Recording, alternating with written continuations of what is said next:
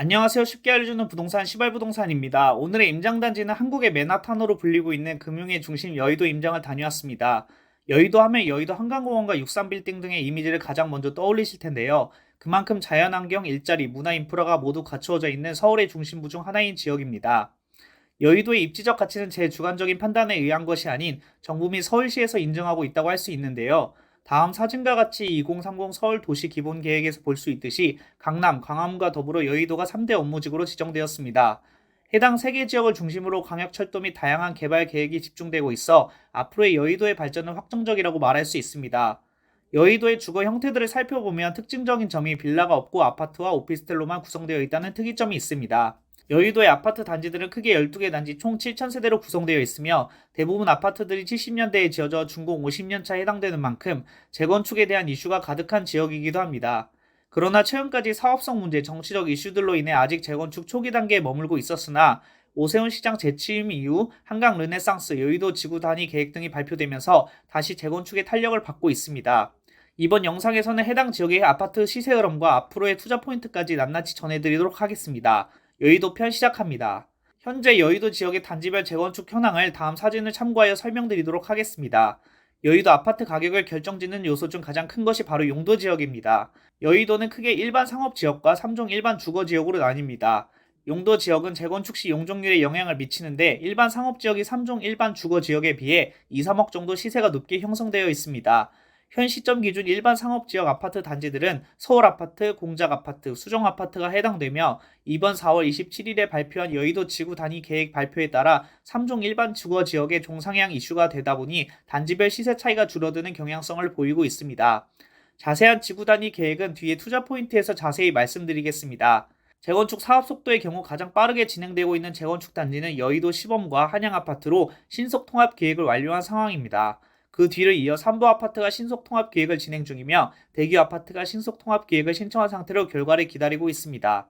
현재 여의도 지역 9평, 30평대 대표 아파트들의 시세를 살펴보면 여의도 시범 아파트의 경우 35평 기준 올해 5월 22억으로 마지막 거래되었으며 실거래가 초가 26억 대비 16%가량 하락하였습니다. 현재 매물의 경우는 26억에서 31억까지의 가격대를 형성하고 있습니다.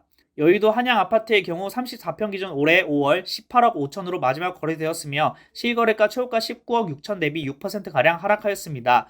현재 매물의 경우는 21억 5천의 가격대를 형성하고 있습니다. 여의도 수정 아파트의 경우 24평 기준 21년도 4월 15억으로 마지막 거래되었으며 24평 및 다른 중대형 평수들의 경우도 실거래가 거의 이루어지고 있지 않습니다. 현재 매물의 경우는 17억 5천에서 18억까지의 가격대를 형성하고 있습니다. 전체적으로 여의도 아파트들의 시세를 살펴보았을 때 이전 최고가 대비 5에서 15% 정도 하락된 실거래가를 보이고 있으며 재건축 단지들인 만큼 각 단지별 용적률 이슈 및 대지 지분에 따라서 시세가 다르게 형성되어 있으므로 단순히 평수에 따라 가격을 비교하기보다는 부동산에 직접 방문하여 자세한 내용을 들어보기를 추천합니다. 여의도 지역 투자 포인트에 대해서 말씀드리겠습니다. 첫 번째, 여의도 지구 계획을 주목하라. 올해 4월 27일 서울시에서 여의도 지구 단위 계획을 발표하였습니다. 그 내용으로는 서울 여의도 노후 아파트들이 재건축을 추진할 수 있게 최고 70층, 최대 용적률 800%까지 올릴 수 있다라는 취지입니다.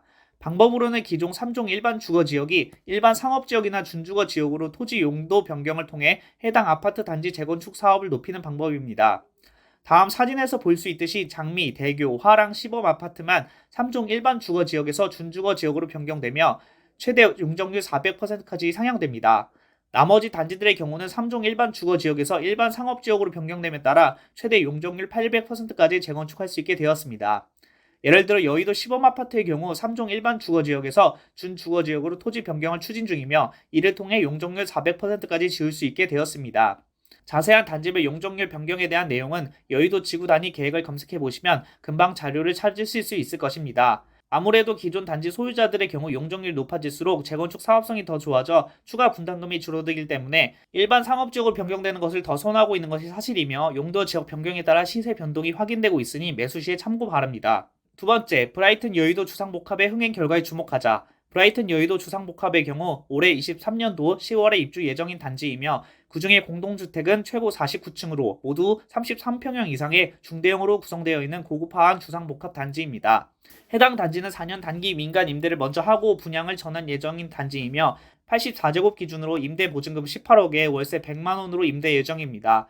분양 전환 시점은 내년부터 가능하며 분양가는 평당 8천에서 1억으로 33평 기준 33억에 분양을 할 수 있다는 이야기입니다. 따라서 해당 단지가 분양 전환 시점이 되었을 때 고가의 분양가를 이겨내고 흥행할지에 대한 여부에 따라 주변 재건축 단지들의 시세에도 큰 영향을 미칠 것으로 예상됩니다.